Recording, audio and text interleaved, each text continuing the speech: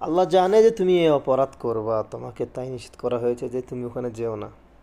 অবশ্যই তুমি আল্লাহর কথা অমান্য করে ওখানে চলে গেলা, বা আমি আল্লাহ তাআলার কথা অমান্য করে চলে গেলাম, অবশ্যই ধরাও খেলাম, বা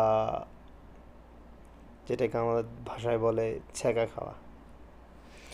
ছ্যাঁকা খেয়ে যখন আসি তখন কোরআনের আয়াত, অন্য আয়াতকে আমরা অপব্যবহার করি যে নারী তুমি ছলনাময়ী, কারণ তোমার ছলনাময়ীর কথা আল্লাহ তাআলা কোরআনেই উল্লেখ করে দিয়েছে।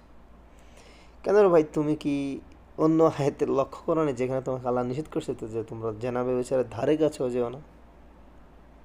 নিষেধ করার পরেও আমরা গেলাম, ধরা খেলাম, আবার অন্য আয়াতকে আমরা অপব্যবহার করছি। এটা ঠিক না। সবাই যারা অপব্যবহার করছেন তারা এটা বন্ধ করুন ভাই। এটা অবশ্যই মানানসই নয়। আল্লাহ তাআলা সবাইকে